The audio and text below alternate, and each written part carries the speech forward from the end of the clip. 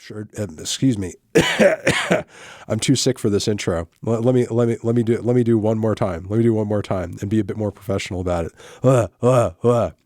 Hey everyone, Anthony Fantano here, internet's busiest music nerd, sniffliest music nerd, most unwell music nerd, going to get through an interview right now with the one and only Cheekface, LA indie rock band who has a new LP out titled It's Sorted. You guys might remember them from my review of their last record. I'm now catching up with the band to ask them everything and anything they want to divulge about their music, and I have a lot of questions about it myself. Cheekface, thanks for coming through and making the time. Yo, thank you so much for having us. Yeah, no problem. I am flattered that you guys would come through, considering the fact that you've been blowing up over the past year, and it seems that you guys are like kind of really reaching a peak in the career at this point. Is that right? Yeah. I mean, okay, I know you guys haven't played Kimmel yet, but like it's got to be around the corner, right? Like that's got to be happening soon. I don't know. Everybody in the chat, please at Jimmy Kimmel and be like, Cheekface went. Okay. Is there a late night show that you would prefer? Would it be Jimmy or would it be Jimmy Fallon, or like, do you have an ideal sort of like a late night talk show performance appearance preference? I mean, it's got to be Fallon so that we can like kick Echo out and Questlove can drum, I think. Right. And Jimmy, I think, would really like embrace your silliness. What silliness? Oh, that's right. You guys are a very serious band. Sorry, I don't want to. I don't want to. This is a very serious interview. I don't want to get too funny with this interview. Yeah, or the cactus. He's not here. Let's start off maybe by talking about I don't know, the lyrics on your records, specifically to Greg and anybody else, obviously, who wants to kind of jump in on, these questions. But like, I have a hard time kind of like encapsulating what represents, or what is like an apt way to describe Cheekface style lyricism, if there if you could call something Cheekfacian in a way. Like, often when I'm listening to your tracks, I feel like I'm being barraged with all of these horrors of the modern era, but then like so many words are swapped out with like puns or alike sounding words, or tongue-in-cheek jokes, or weird juxtapositions or allusions to completely unrelated things.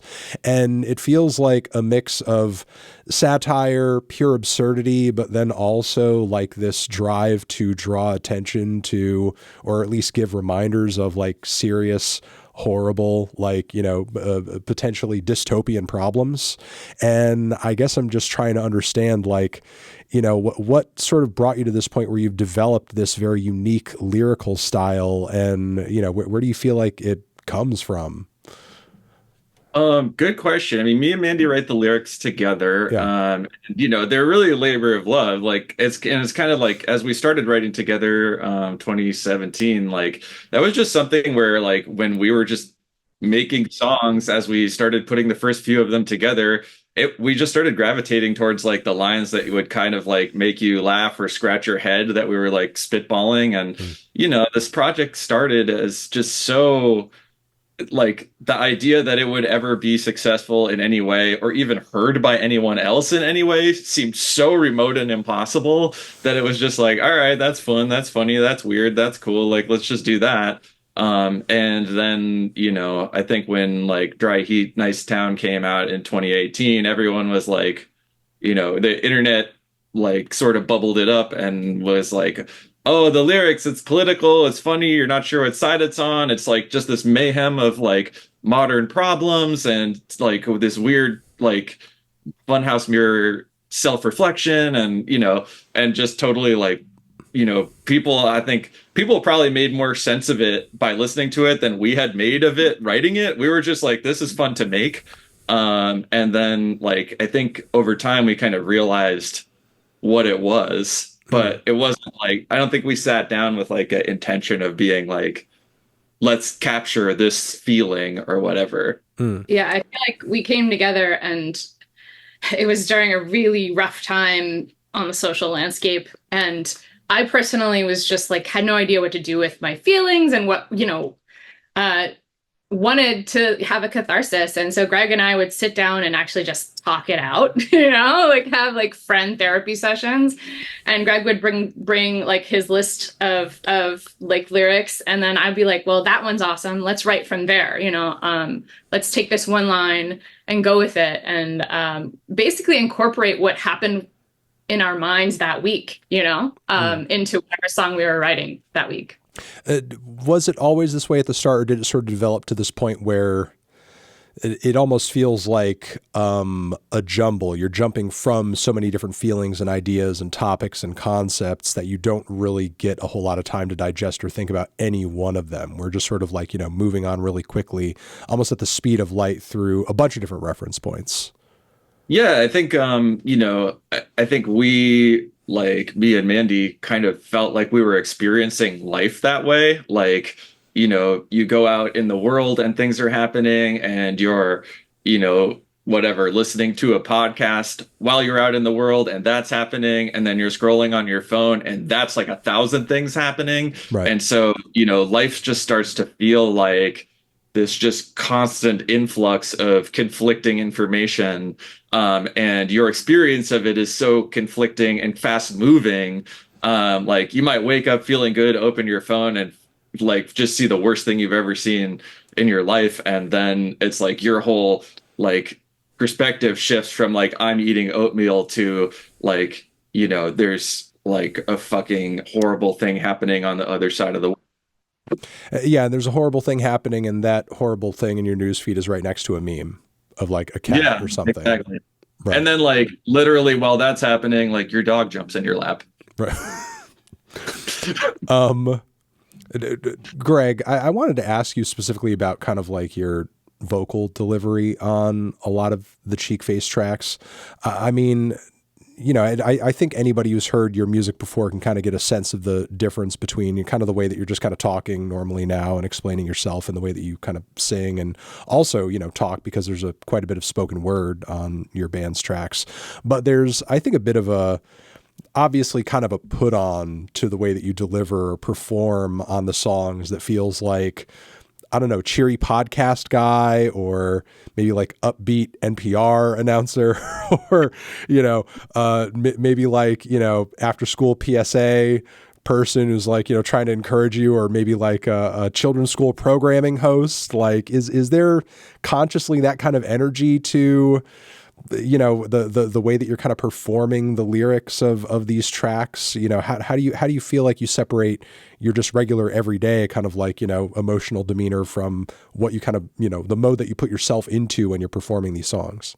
Yeah, well, I mean, there's a few parts of that. One is like I did college radio all through college, and so you get the rhythm of stepping in front of a mic and making a little like off the dome speech whenever you go on the air, you're talking about music, you're talking about what's happening in the world or on campus or whatever. And, I think like you do that for a few hours a week, every week for 4 years. And then you kind of just have this way of talking through the mic. So part of it's that. And also like, growing up, my dad was a public address announcer for like sports events. So like now batting number 22, blah, blah, blah. So like, that was also just even before I was involved in it, like the idea of going in front of a mic and saying something with like as a character for other people to relate to was like, just part of like the landscape of my growing up. And so I think like subconsciously / also consciously, that's part of it too. But yeah, I mean, also it's the way we make the records, like with like there's no reverb on the vocals, there's no delay on the vocals, and those sounds are the signature of pop music, right? Like that's kind of what makes a pop vocal sound like a pop vocal. And that's something like mixing every single record, like I've always had the same note, which is like, make me sound like the overly annoying radio announcer in your car. Like why does that announcer keep talking? And like, of course, like, and anybody listening knows that like a radio announcer is in a soundproof booth that's really small with soundproofing like egg crates all around them to make it sound like they're right next to your ear. And so I think like, this being a very lyric heavy project, we kind of gravitated towards like, I have that quality to my voice, or, I can like play that character. And also like, let's make it sound like that, like, cause it would be like, a lot less, in your face if like it just had normal like reverb and delay on it, like most bands, like most music does. Sure.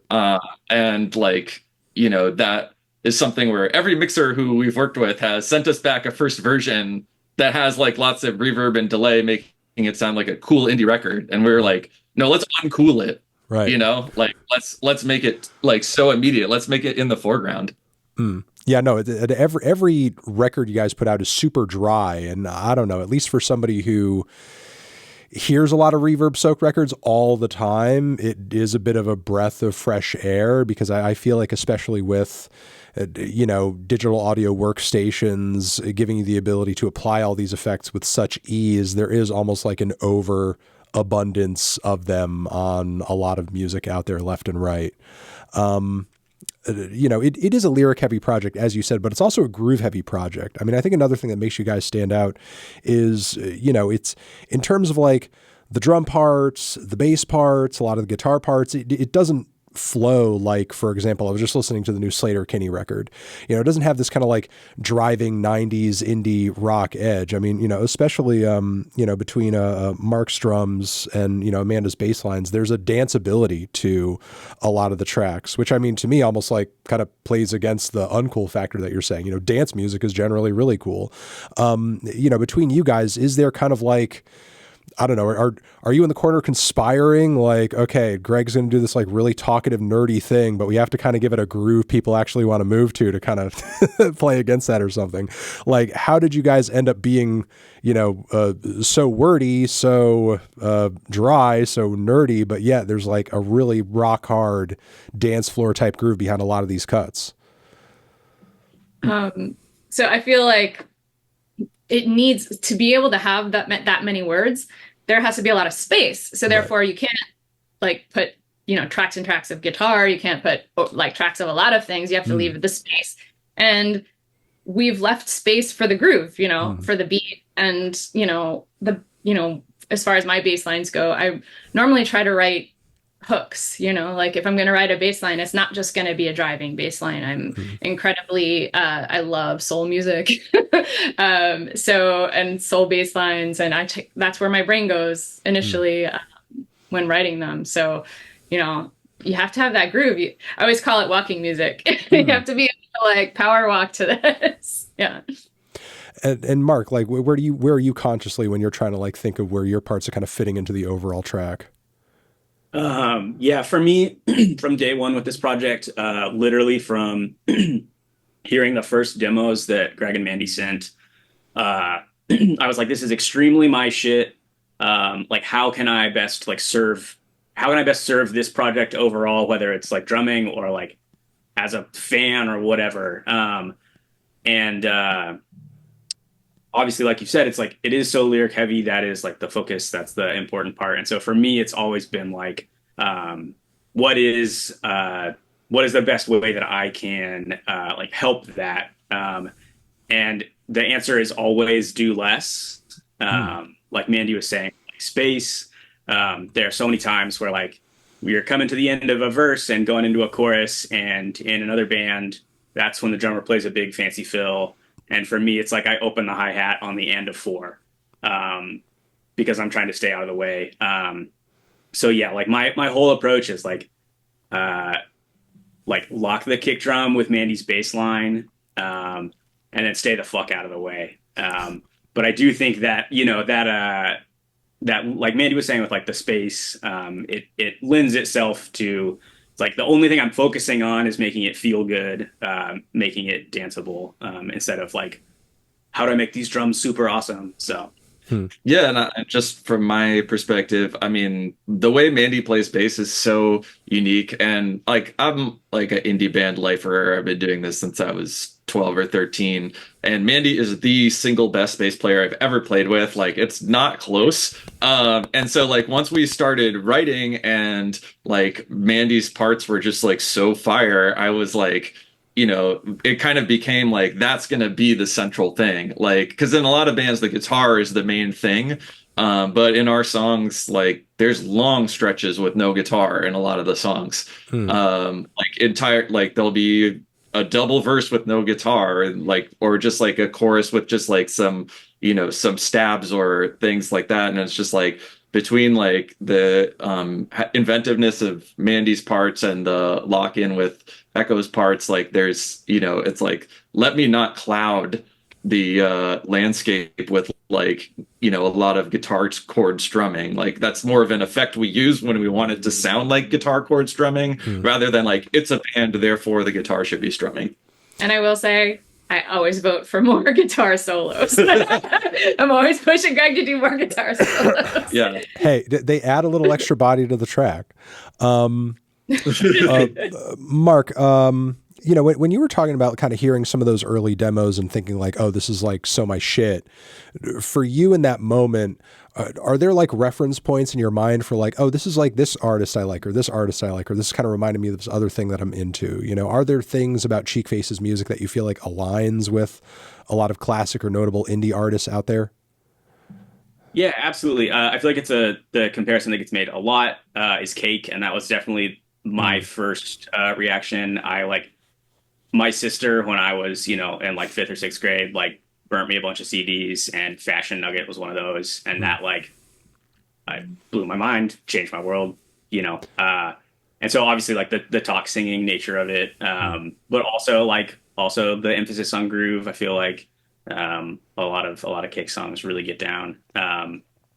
So for me, that was the entry point. Like there's a lot more, and I feel like as we figure out more who we are, like I feel like we narrow in on who we are, but that like happens because we're bringing in more and more influences. It kind of feels like, looking at your catalog so far, like you guys, while there have been, I think, things technically about your music that has certainly been more refined over the course of your, several records that you've dropped so far, it felt like almost out of the gate you guys knew who you are. Because, not only has that grooviness, that talk singing, and, that sense of humor been consistent almost on every beat thus far, obviously in different, displays and levels, but look at the cover art on all of your singles and albums too. There's also that very kind of consistent, what is it, like colored pencil, like art design on all your stuff. Yeah. Like it kind of seemed okay. It seems like early on you guys kind of knew exactly what you wanted to do, because there haven't been a whole lot of, some artists undergo really radical changes over the course of 4 albums, and I think you guys have been more consistent than not. Yeah, I don't know why that is, other than the fact that like we just have fun making the music, and when we're having fun with it, we're just doing whatever, and whatever it is what it is. Like I don't think we've gone into a project, like into a new writing cycle where we were like, oh, this one's going to be our experimental album, or our ska album, or our orchestral album, or our folk album. It's just like, let's, get together when we have some time. Let's write some songs. Let's see what they are. And, we do bring in like specific references, like one of the songs, Grad School, on the new album, like Mandy had been listening to Grazin' in the Grass, that like old R&B song, like on the way into the practice space, and like came in and was like, we should do something that sounds like Grazin' in the Grass. So like that was like just a direct specific thing, rather, and we've done that with, like leaning on other influences too. But, in the end, it's just like, we're just making the music to have fun, same as day one. And like, some people will be like, oh, it's cool that it's like somewhat consistent.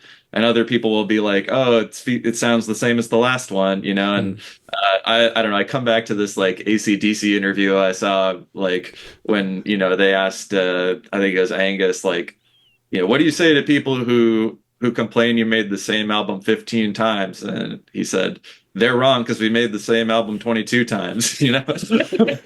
I'm like, you know what? If it works for Angus, fine with me.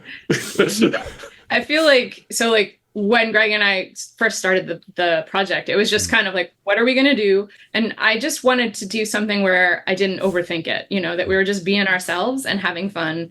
And it, you know, whatever that turned into is Cheekface, you know?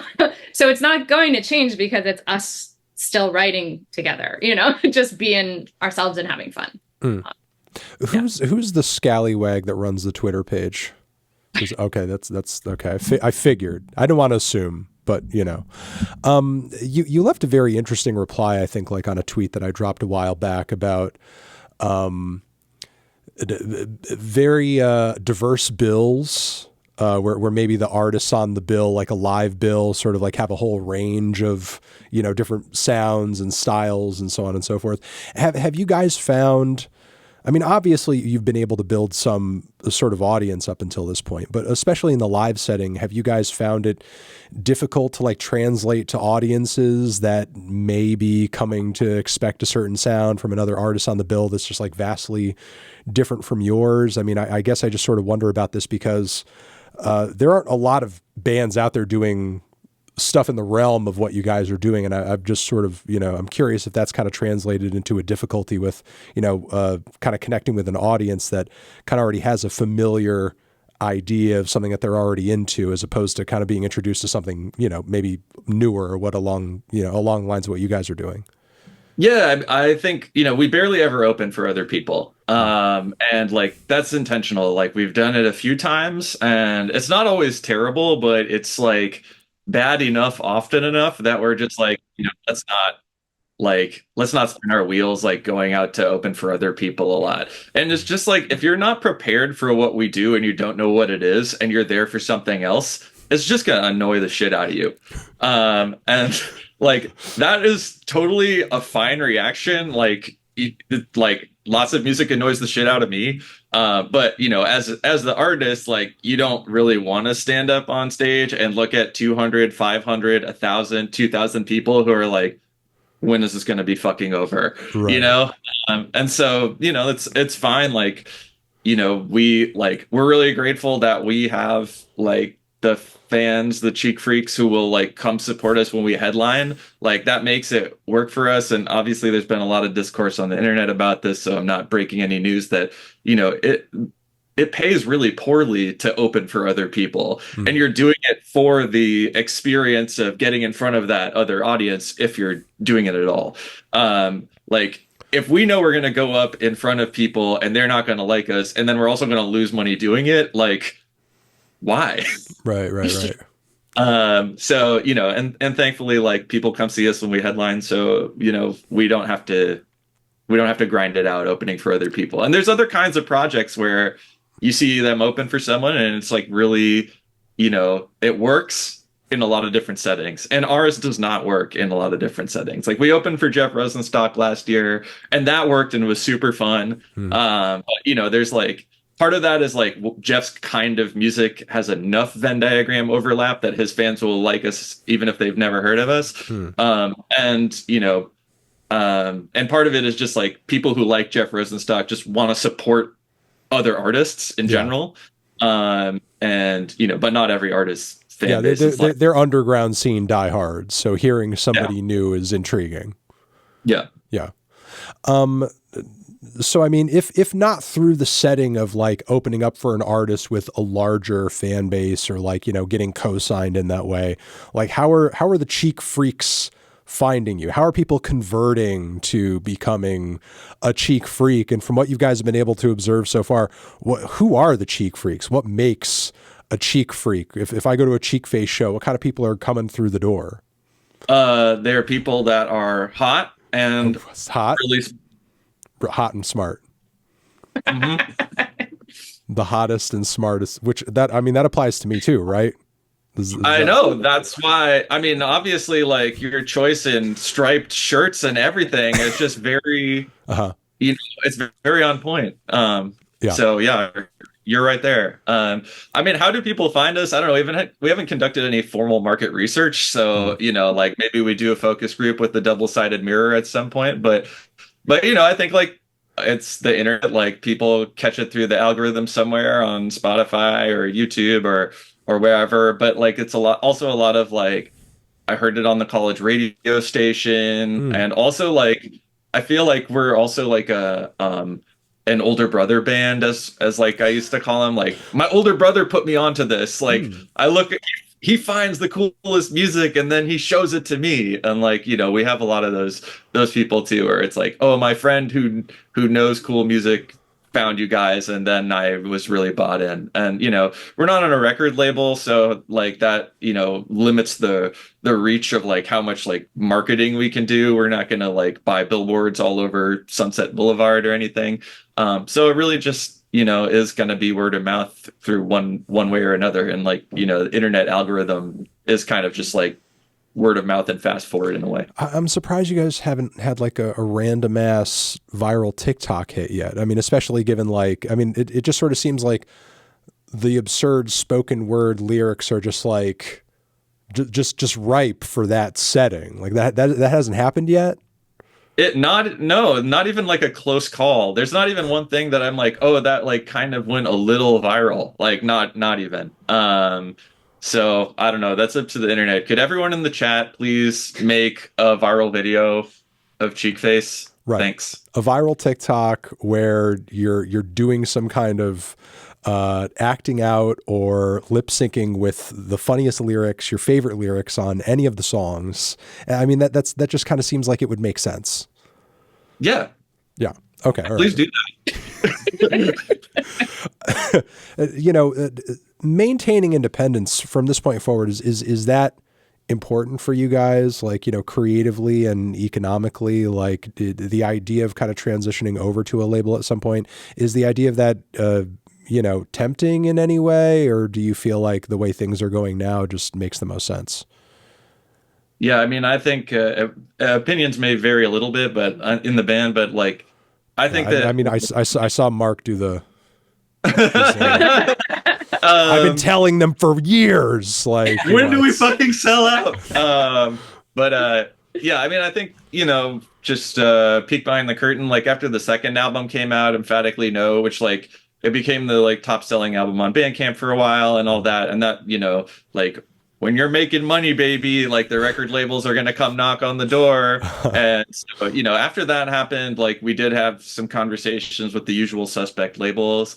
That like put out a lot of records that I love and a lot of records that everyone loves. And, but it kind of hits the point where like, if someone indie labels, they're usually wanting 50% of what you make. And like, if you're going to split 50-50 off of something that's already doing pretty good, like they have to offer so much that, that like it pencils out. Like literally, like we can't lose money to sign to a label. That makes zero sense. Right.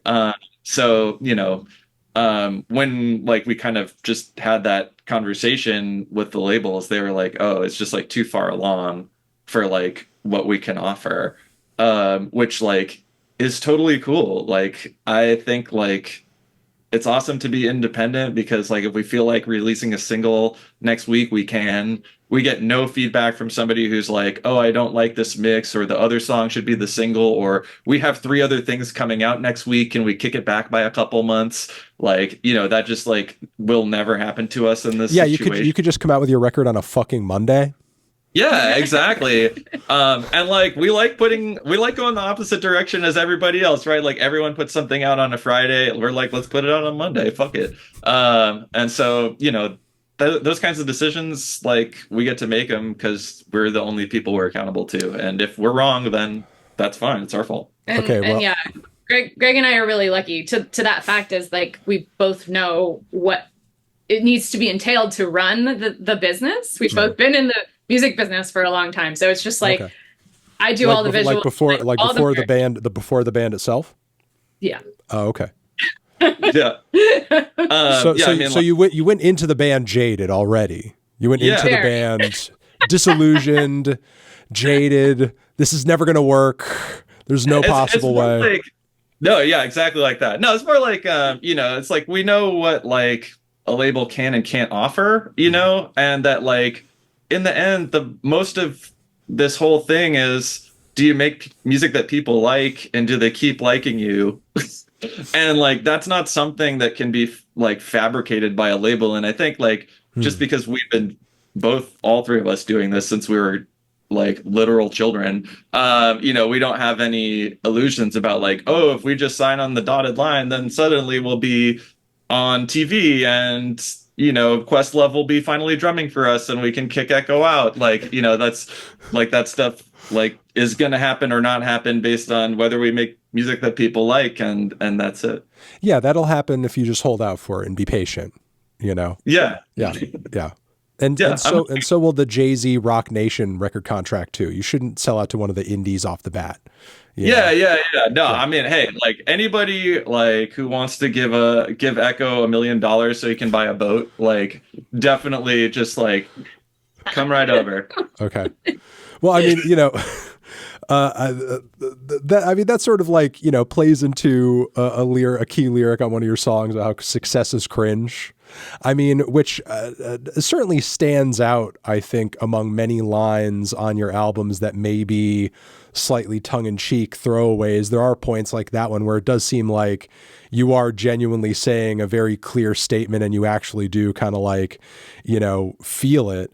In regards to everything that we were just talking about, like, what do you feel like, is success at this point, that makes it kind of cringe? I presume like, success along the lines of, maybe what we were talking about in terms of like major music industry appeal. Like what is the difference between that and like, I guess defining your own personal sense of it as you guys are kind of exploring it now? Yeah, I mean that's a really good question. Obviously that's a personal lyric, and like there's a way in which it's like totally silly, and there's a way in which it's like completely earnest.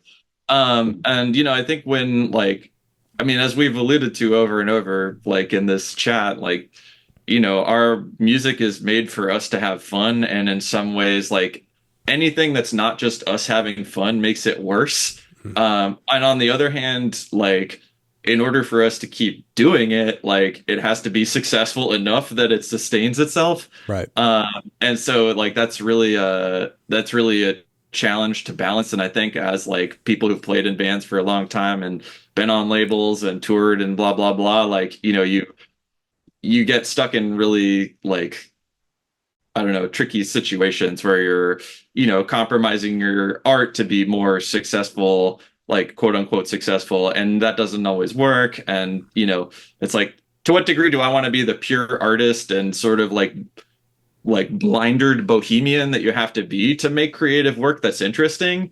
And like how much of that ends up being self-sabotaging too, because if you make something really weird, you're going to turn a lot of people off, which is what we do with our project. So it's a really a balance to like doing something unique enough and also like being able to accept like the challenges that come with reaching a wider audience. Hmm. I mean,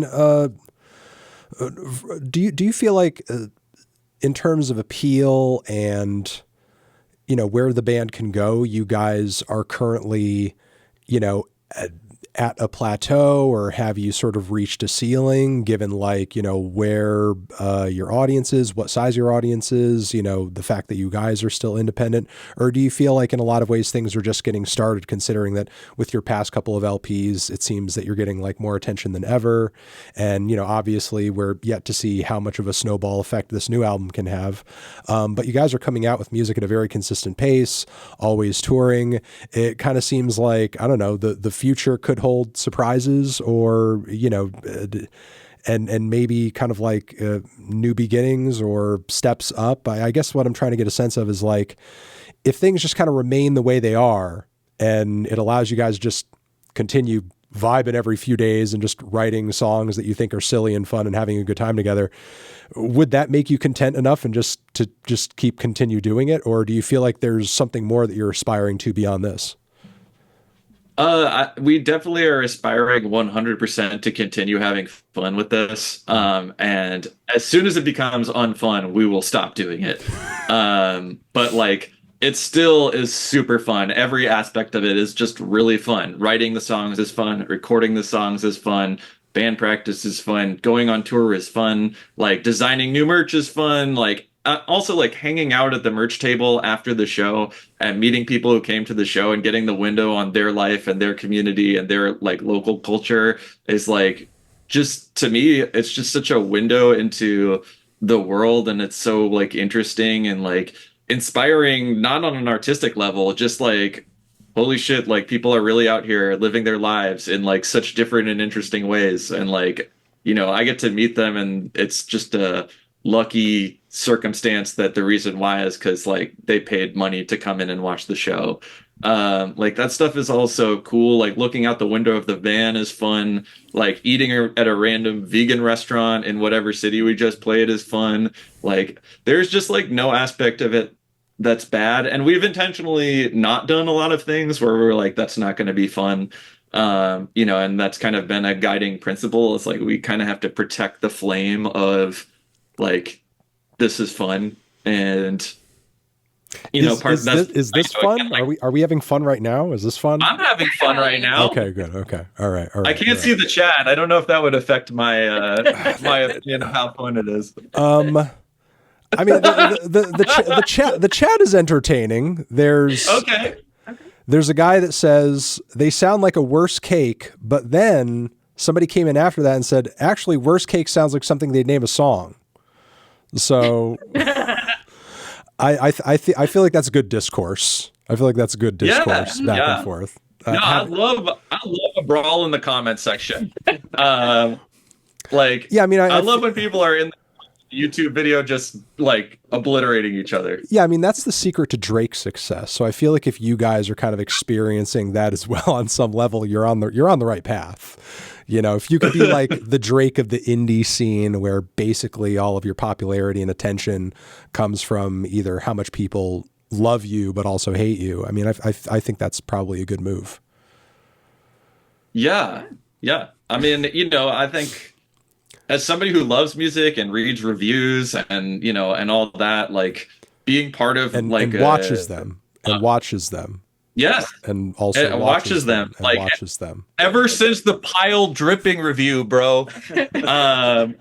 Like I've been tapped in, so don't get it twisted. But anyways, like I love a rollicking discourse. I love a food fight over whether a record is good or whether an artist stands for something or whatever. Like that's, to me, that's part of the fun. And like when I see people like, like brawling on whatever platform, like on whatever Rate Your Music and Album of the Year and those platforms being like, this is the worst shit I've ever heard, or like, no, you're wrong, just listen again, this is the best shit ever. Like I love that. The one I can do without is like the Audio Tree comments where people are like, this guy has knobby knees.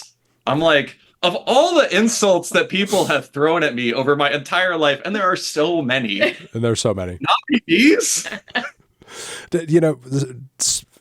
Speaking of Drake, just a few seconds ago, do you feel like there's something about your music that's maybe like a little akin to rap? Yeah, well, I think I like rap. Right. We all like rap. Right. And so I think, it's I would not say it's rap. I would not say it's rap adjacent, but I would say that like, I don't know, it's like when you do a spoken part and you give it a triplet feel, like it's gonna have like a little bit of a like rap cadence to it.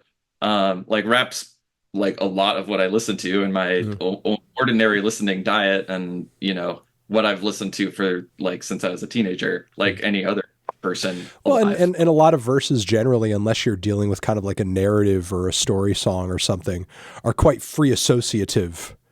And I feel like in a lot of rock and a lot of singer-songwriter music, there is kind of like that expectation that like, yeah, it come from like an experience or a really sad thing that happened to me or a time I was really mad.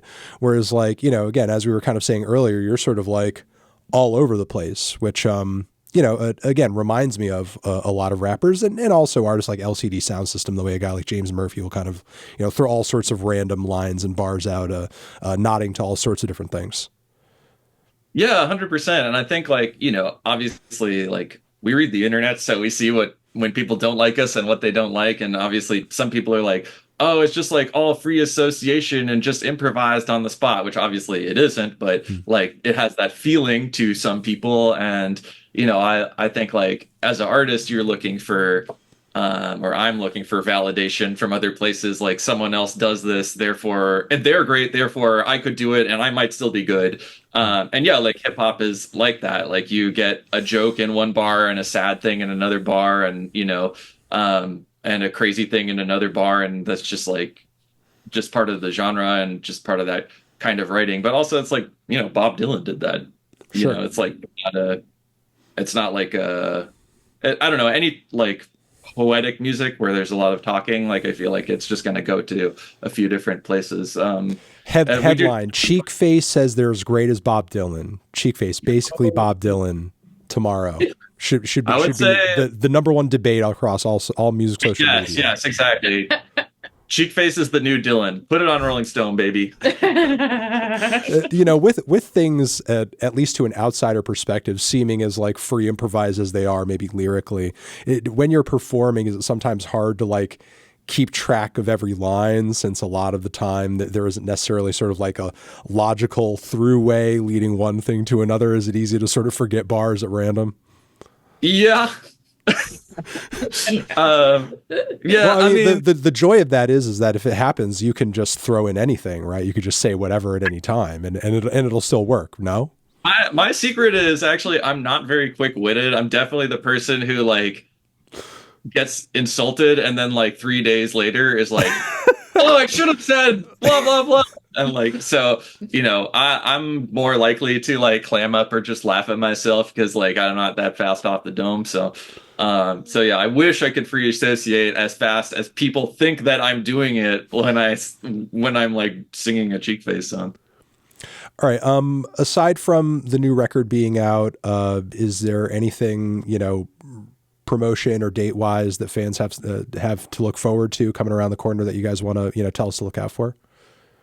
Hell yeah, we're going to be in the UK in March. We're going to be all over the US and Canada in April and May. We're taking Young Gatita out with us. For the US and Canada, we're playing with Send on a bunch of dates in the UK. Man, like fucking awesome bands that we're playing with. So yeah, I'm really excited to just play the show, and, we're scheming on, how to make it, the same but different but better from like the last couple tours. But anyone who's seen us knows we like it to be like a community experience where the audience gets to play a role, and so coming up with that kind of stuff is also a labor of love for us, just like coming up with something that we get to do all together.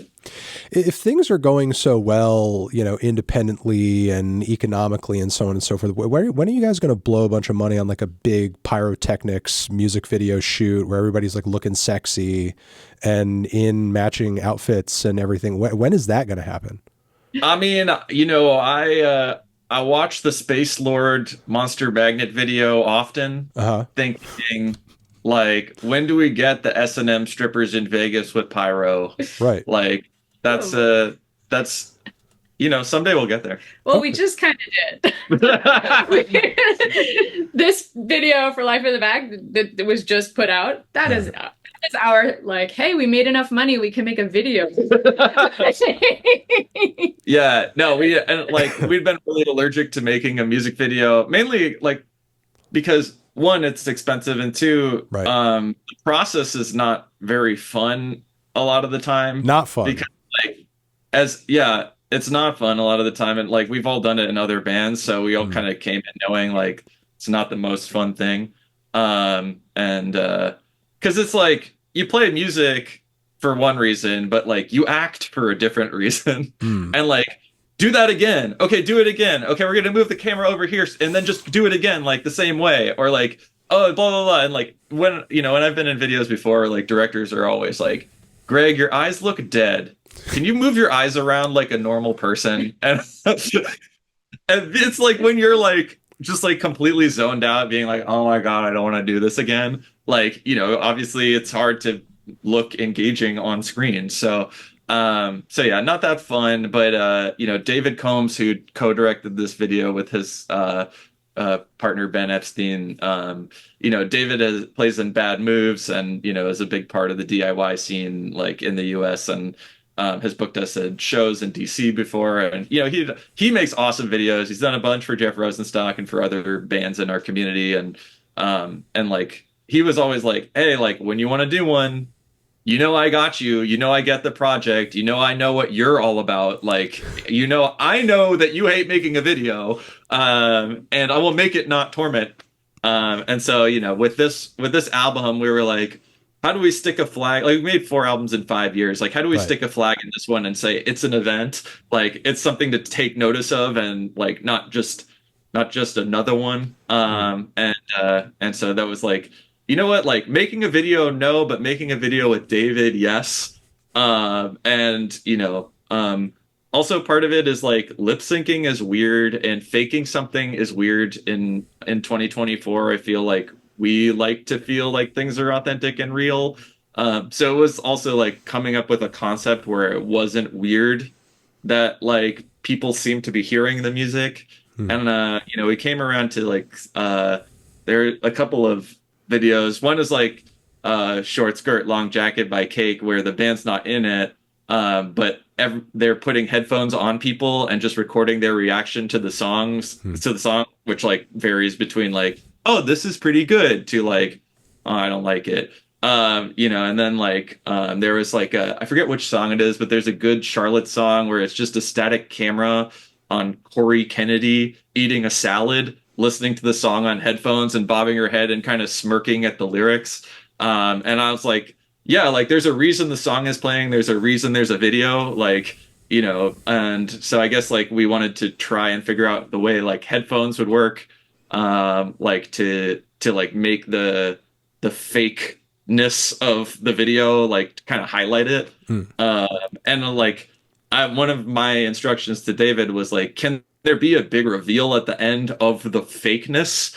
And he was like, yeah, let me think about it. And then like, if you watch the video, the reveal. So, spoiler alert, mute your sound for 10 seconds while I tell the spoiler. But yeah, so like at the end of the video, like I'm playing the guitar solo, but it's just the unplugged guitar audio in the space with everyone in it, like the little plinky, like instead of like the big epic song where everyone's partying. So, that was like when he like put that key in the lock, I was like, okay, like yep, that makes it for me. So, shouts out to David for being a genius and a true friend.